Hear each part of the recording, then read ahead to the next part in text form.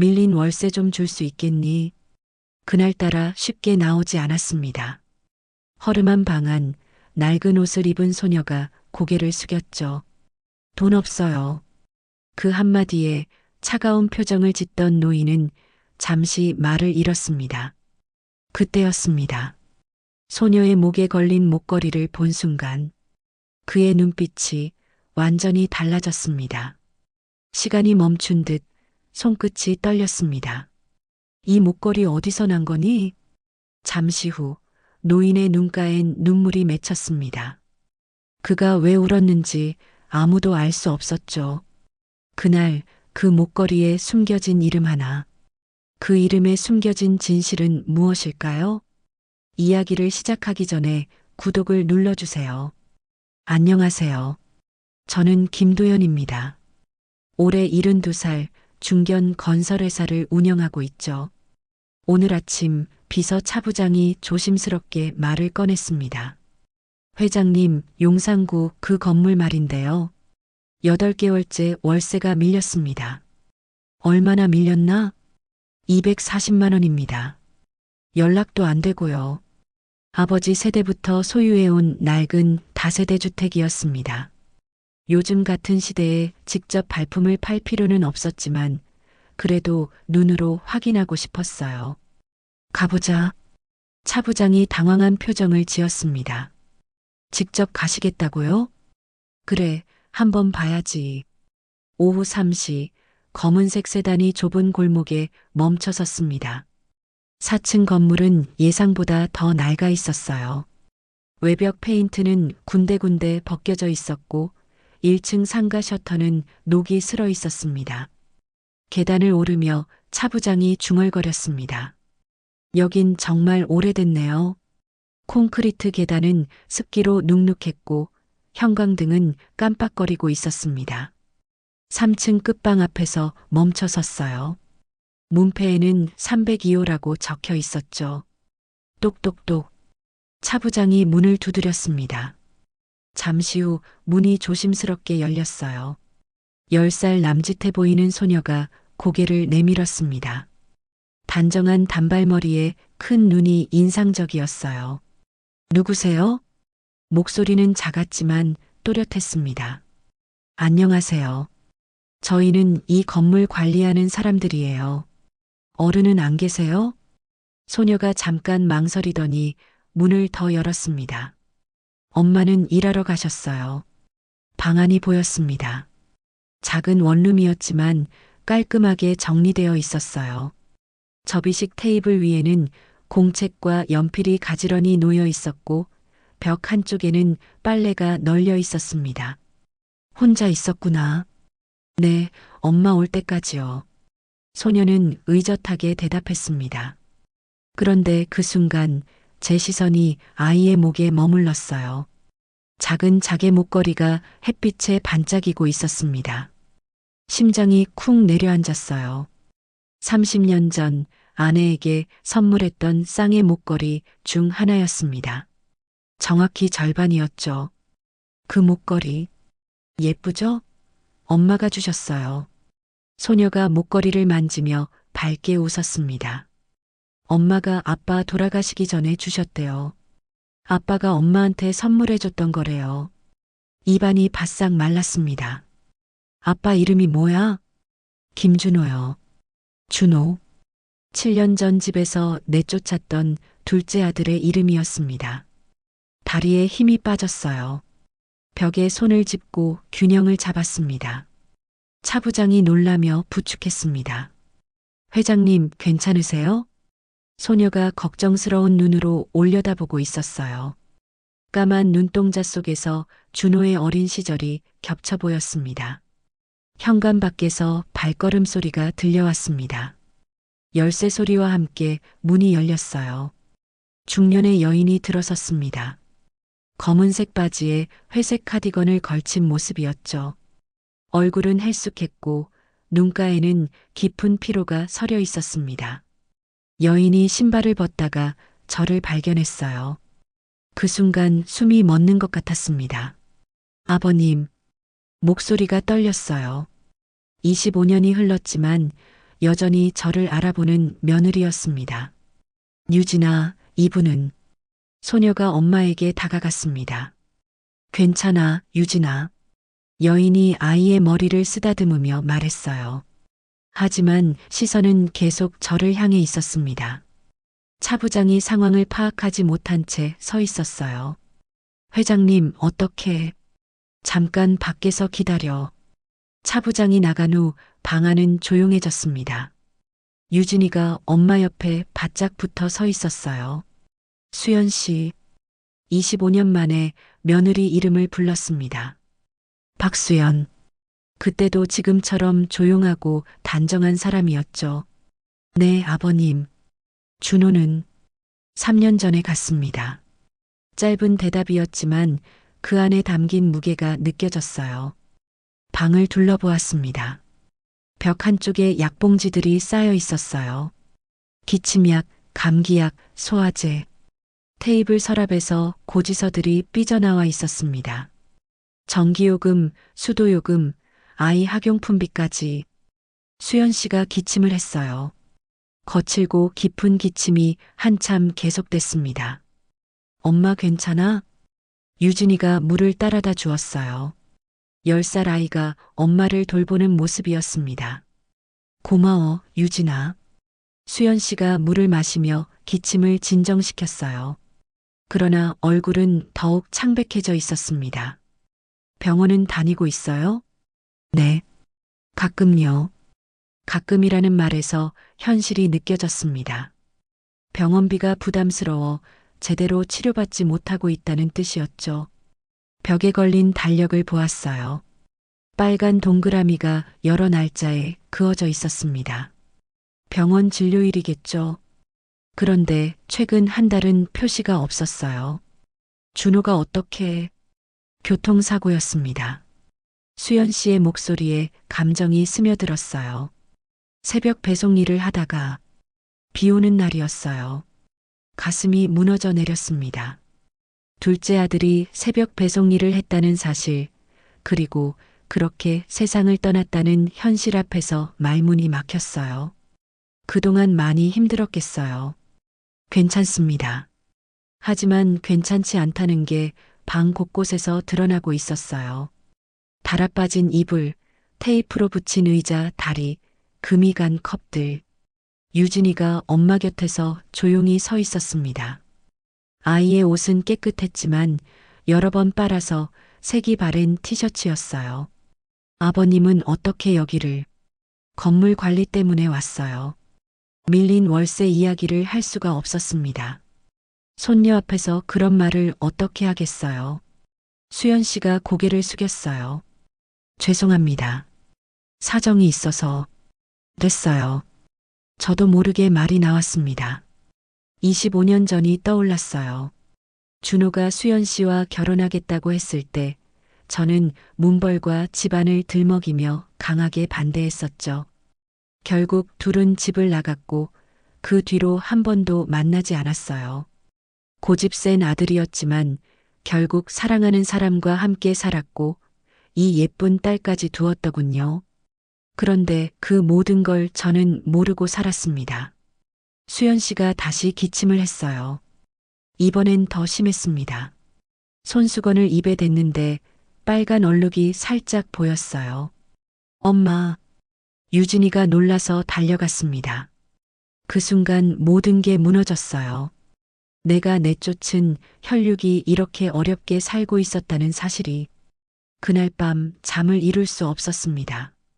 침실 천장을 바라보며 수연 씨의 기침 소리가 계속 귓가에 맴돌았어요. 손수건에 묻은 붉은 얼룩, 유진이의 걱정스러운 눈빛까지. 새벽 4시 침대에서 일어났습니다. 서재로 가서 차부장에게 전화를 걸었어요. 차부장, 내일 아침 일찍 사무실로 와. 무슨 일이십니까? 조사할 게 있어. 다음 날 오전 8시 차부장이 서류 뭉치를 들고 들어왔습니다.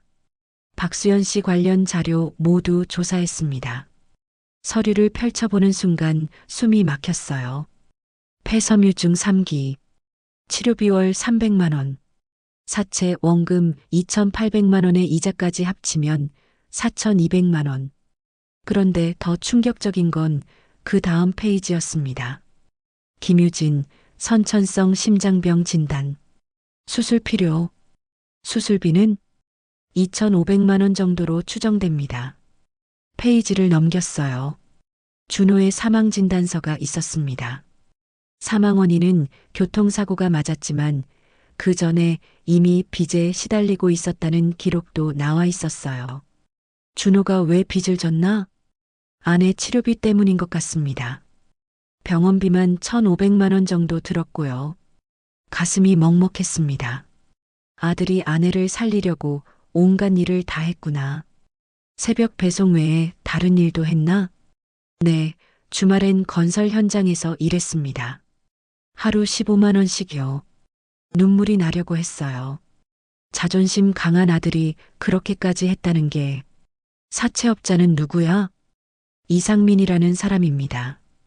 용산 쪽에서 활동하고요. 차 부장이 조심스럽게 말을 이었습니다. 회장님, 이 사람 평판이 좋지 않습니다. 돈 못 갚으면 상당히 거칠게 나온다고 하더군요. 얼마나 밀렸어? 3개월째입니다. 이자 만월 280만 원이고요. 계산해보니 무서운 숫자였어요. 이대로 가면 눈덩이처럼 불어날 게 뻔했습니다. 당장 변호사 연결해줘. 사채 문제부터 정리하자. 네, 알겠습니다.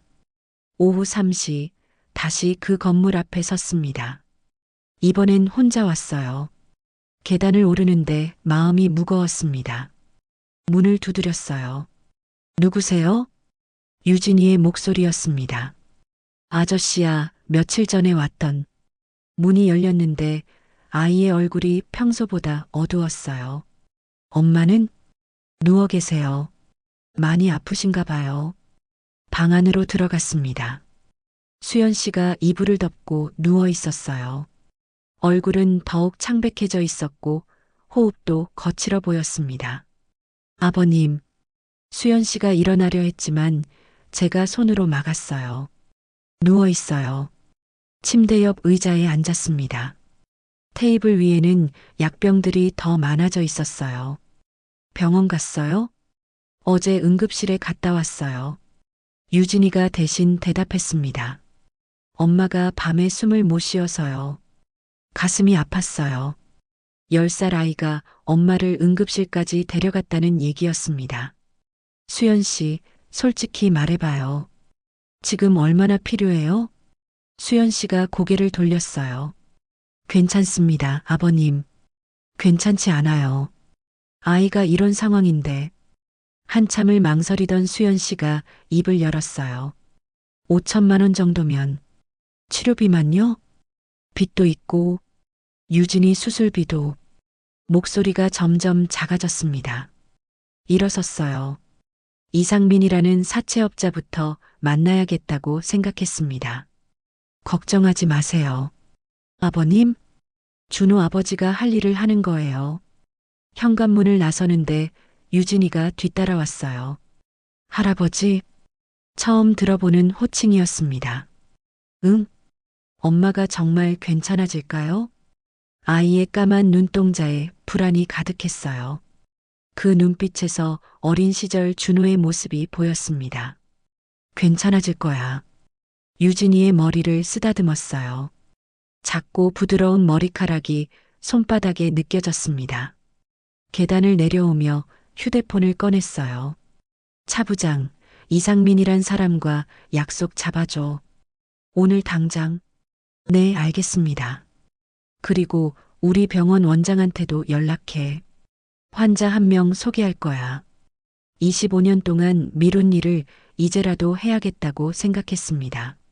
아버지로서, 할아버지로서 해야 할 일을. 나흘 뒤 오후 2시 골목에서 고함 소리가 들려왔습니다. 와, 박수연, 나와. 거친 남자 목소리였어요. 차 안에서 그 소리를 들은 저는 급히 차에서 내렸습니다. 건물 1층에 검은색 승용차 2대가 주차되어 있었어요. 남자 셋이 계단 앞에 서서 고함을 지르고 있었습니다. 돈 없으면 애라도 데려가야지. 가슴이 철렁했습니다. 계단을 뛰어 올랐어요. 3층에 도착하니 수연 씨가 문 앞에 서 있었습니다. 얼굴은 창백했고 몸이 부들부들 떨리고 있었어요. 제발, 시간을 좀 더 주세요. 시간? 벌써 석 달이나 줬는데? 덩치 큰 남자가 수연 씨 앞으로 다가갔습니다. 이상민이었어요. 이자만 840만 원이야. 원금까지 하면 5천이 넘어. 알고 있어요. 꼭 갚을게요. 어떻게 갚아? 일도 못하는 주제에. 그때 유진이가 엄마 뒤에서 나왔습니다. 아이의 눈가에 눈물이 맺혀 있었어요. 그럼 저 애라도 데려가자. 이상민이 유진이를 향해 손을 뻗었습니다. 안 돼요. 수연 씨가 아이를 끌어안았어요.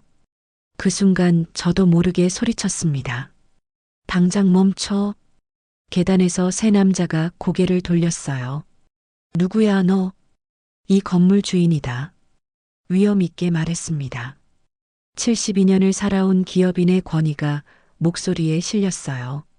건물 주인이면 뭐, 우리가 돈 빌려준 건데. 이상민이 코웃음을 쳤습니다. 휴대폰을 꺼내 112를 눌렀어요. 지금 즉시 물러나지 않으면 경찰 부르겠다. 뭐, 경찰? 불법 추심으로 신고하겠다는 뜻이야. 이상민의 표정이 순간 굳어졌어요. 할아버지, 우리도 생계가 있어서. 생계? 10살 아이 팔아서? 목소리가 차갑게 변했습니다. 회사에서 직원들을 꾸짖을 때처럼. 그럼 돈은 누가 갚아? 5천만 원을. 내가 갚는다. 모두가 저를 바라봤어요. 차부장? 계단 아래서 기다리던 차부장이 올라왔습니다. 서류 가방을 들고 있었어요. 계좌번호 불러.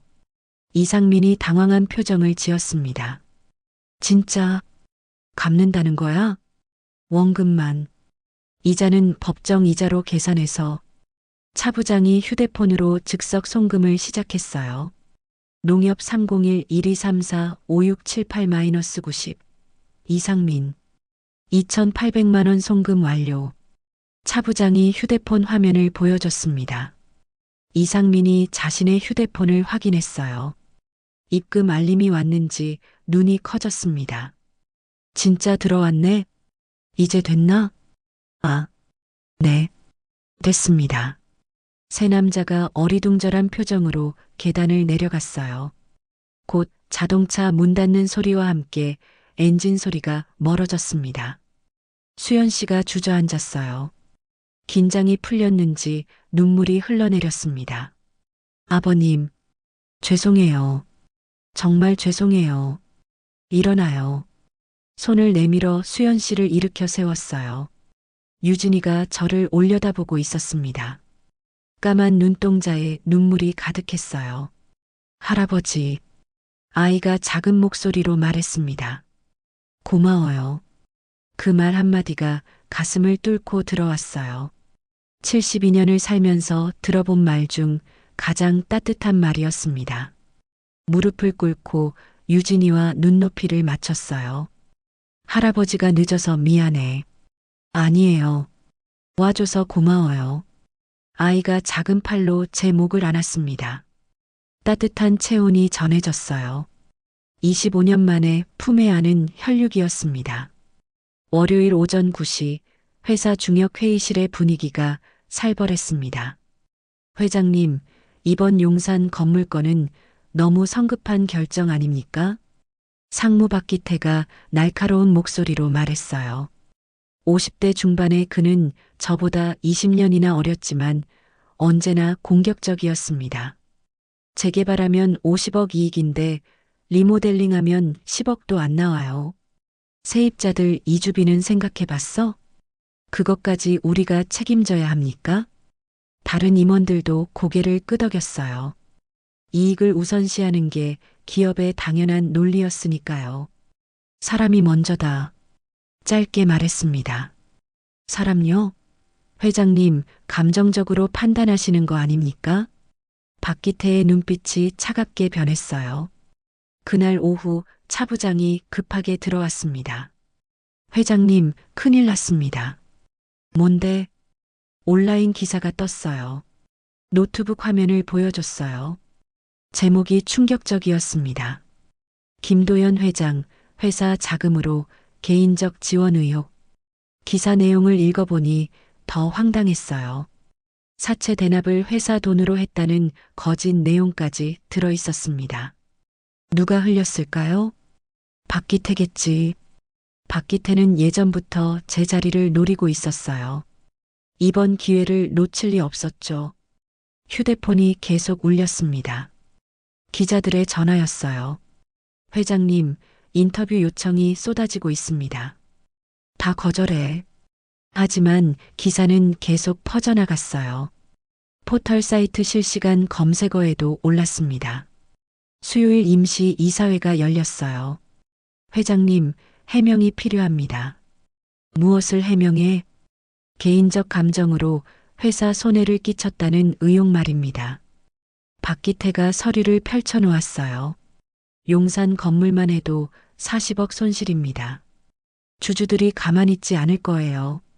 다른 이사들도 저를 보는 눈빛이 곱지 않았어요. 사적 감정입니까? 경영 판단입니까? 사람을 살리는 게 사적 감정이라면 맞다. 회의실이 조용해졌어요. 그럼 인정하시는 거네요? 죄라면 감당하겠다. 그때 휴대폰이 울렸습니다. 유진이 번호였어요. 할아버지. 아이의 목소리가 떨리고 있었어요. 왜 그래, 유진아? 엄마가 쓰러졌어요. 병원에 왔는데. 어느 병원? 성모병원이요. 응급실에. 더 들을 필요가 없었어요. 자리에서 일어났습니다. 회장님, 회의 중입니다. 박기태가 말했지만 신경 쓰지 않았어요. 급한 일이 생겼다. 지금 나가시면 이사회에서 어떤 결정을 내릴지 모릅니다. 그러든지. 회의실 문을 나섰어요. 뒤에서 웅성거리는 소리가 들렸지만 돌아보지 않았습니다. 지하 주차장으로 뛰어내려갔어요. 운전기사에게 소리쳤습니다. 성모병원 응급실로. 네, 회장님. 차 안에서 유진이에게 다시 전화했어요. 할아버지 지금 가고 있어. 울지 마. 엄마가 숨을 잘 못 쉬어요.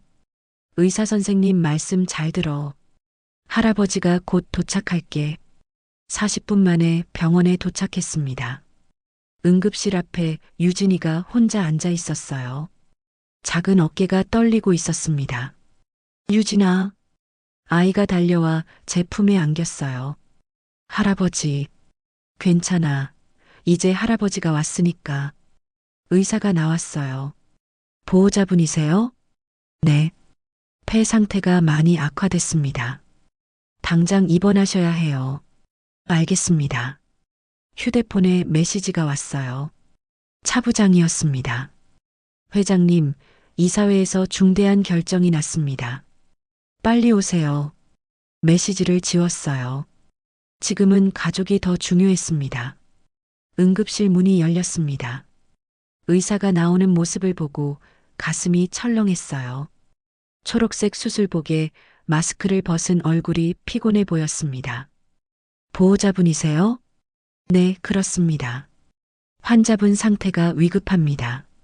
폐섬유증이 급속도로 진행됐어요. 다리에 힘이 빠졌어요. 치료 방법은? 폐 이식 외엔 방법이 없습니다. 그것도 빨리 해야 해요. 비용은 얼마나? 1억 2천만 원 정도 예상됩니다. 옆에서 유진이가 작게 흐느꼈어요. 아이도 상황을 이해하고 있었습니다. 지금 당장 시작하세요. 먼저 원무과에서 수속을. 원무과 창구 앞에 섰어요. 젊은 직원이 서류를 내밀었습니다. 환자와의 관계를 적어주세요. 펜을 잡은 손이 떨렸어요. 잠시 망설이다가 적었습니다. 가족. 보증금 5천만 원 먼저 입금해 주시고요. 휴대폰으로 즉석 이체했어요. 수술실 앞긴 의자에 앉았습니다. 유진이가 제 옆에 조용히 앉아 있었어요. 할아버지, 엄마 괜찮을까요? 괜찮을 거야. 하지만 확신이 서지 않았어요. 시계를 보니 밤 11시였습니다. 수술은 새벽까지 계속될 예정이었어요. 유진이가 제 팔에 기대어 잠들었습니다. 작은 숨소리가 들렸어요. 새벽 4시 수술실 불이 꺼졌습니다. 의사가 나왔어요. 마스크를 벗은 얼굴에 미소가 번졌습니다. 성공했습니다. 그 말을 듣는 순간 눈물이 쏟아졌어요. 72년을 살면서 이렇게 운 적이 언제였나 싶었습니다. 유진이가 잠에서 깨어 저를 바라봤어요. 할아버지, 울어요? 응, 기뻐서 우는 거야. 엄마가 나았어요? 응, 이제 괜찮을 거야. 아이가 제 목을 안았어요. 따뜻한 체온이 전해졌습니다. 3일 후 수연 씨가 의식을 되찾았어요. 중환자실 문이 열리고 들어갔습니다. 여러 기계에 연결된 모습이었지만 얼굴에 생기가 돌고 있었어요. 아버님, 목소리가 많이 약했습니다. 말하지 마요. 쉬어야 해요. 수연 씨가 침대 옆 서랍을 가리켰어요. 유진이가 서랍을 열어보니 낡은 벨벳 상자가 나왔습니다. 그걸 아버님께. 상자를 열어보니 목걸이 한 개가 들어 있었어요. 자개로 만든 작은 목걸이였는데 제가 아내에게 선물했던 그것과 똑같았습니다. 어머님이 돌아가시기 전에 주셨어요. 수연 씨가 힘겹게 말했어요. 언젠가 회장님이 진심을 알게 되면 돌려드리라고 하셨어요. 가슴이 뭉클했습니다. 아내는 죽기 전까지도 가족을 생각하고 있었구나. 유진이의 목에 걸린 목걸이를 보았어요. 그리고 제 주머니에서 꺼낸 나머지 반쪽까지 3개의 목걸이를 손바닥에 올려놓았습니다.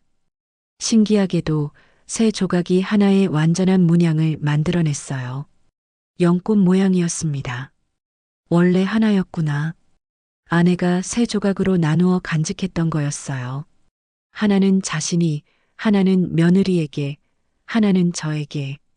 떨어져 있어도 마음은 하나였다는 뜻이겠네요. 수연 씨가 작게 웃었어요. 휴대폰이 울렸습니다. 차부장이었어요. 회장님, 박기태 상무가 임시 주주총회를 소집했습니다. 언제? 내일 오후 2시입니다. 알았어. 전화를 끊고 다시 수연 씨를 바라봤어요. 아버님, 회사 일 때문에 힘드시죠? 괜찮아요. 저희 때문에. 아니야. 내가 해야 할 일을 한 거예요. 유진이가 제 손을 잡았어요. 할아버지, 나중에 커서 할아버지 회사 도와드릴게요. 고마워, 유진아. 아이의 작은 손이 따뜻했습니다. 창밖으로 해가 지고 있었어요. 오랜만에 평안한 마음으로 노을을 바라봤습니다. 내일 주주총회에서 어떤 일이 벌어질지 모르지만 후회는 없었어요. 가족을 찾았으니까요. 일주일 후 병원 복도에서 차부장이 급하게 달려왔습니다. 회장님, 큰 소식입니다. 뭔데? 박기태 상무가 체포됐어요. 횡령 혐의로요. 숨을 크게 들이쉬었어요. 횡령? 회사 자금 12억을 빼돌렸습니다. 검찰이 압수수색 나갔어요. 병실 앞에서 이야기를 나누고 있는데 수연 씨가 문을 열고 나왔어요. 많이 회복된 모습이었습니다. 무슨 일이세요? 회사 일이야. 걱정 말아요. 하지만 차 부장은 계속 보고를 이어갔어요. 언론도 완전히 바뀌었습니다. 오해가 다 풀렸어요. 휴대폰을 꺼내 기사를 보여줬습니다. 김도연 회장, 사제로 가족 구한 훈훈한 이야기. 재개발 대신 상생 택한 기업인의 진심. 밤사이 수십 개의 기사가 올라와 있었어요. 정부에서도 연락 왔습니다. 회장님의 리모델링 모델을 상생 프로젝트로 선정하겠다고 하더군요. 그래. 별로 관심이 없었어요. 칭찬보다 중요한 건 따로 있었으니까. 병실로 들어갔습니다. 유진이가 침대에 앉아 색칠 공부를 하고 있었어요. 할아버지, 아이가 밝게 웃으며 달려왔습니다. 뭐 하고 있었어? 엄마 옆에서 그림 그렸어요. 유진이가 그린 그림을 보여줬어요. 세 사람이 손을 잡고 있는 그림이었습니다. 할아버지, 엄마, 그리고 자신. 예쁘게 그렸네. 할아버지도 이제 우리 가족이잖아요. 가슴이 따뜻해졌어요.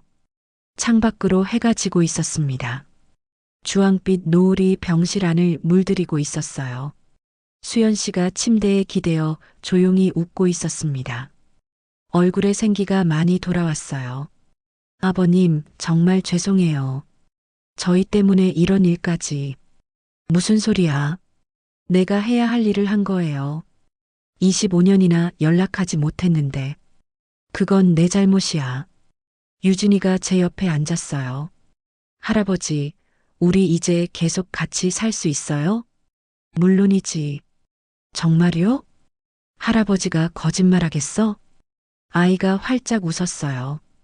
그 웃음이 어둠 같던 제 마음을 환하게 밝혀줬습니다. 휴대폰에 문자가 또 왔어요. 기자들의 인터뷰 요청이었습니다.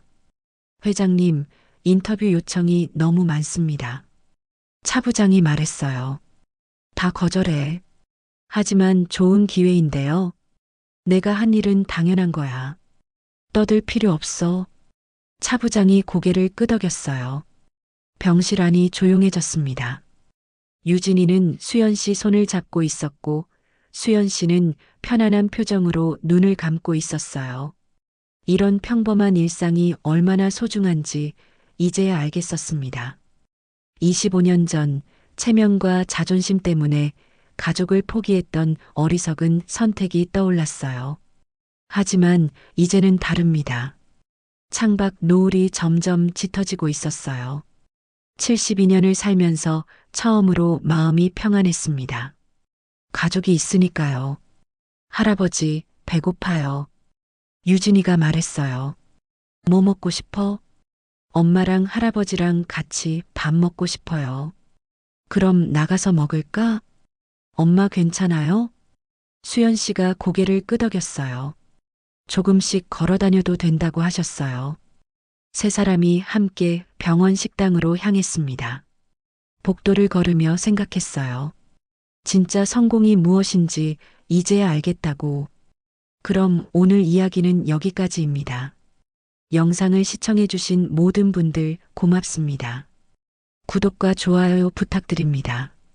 감사합니다.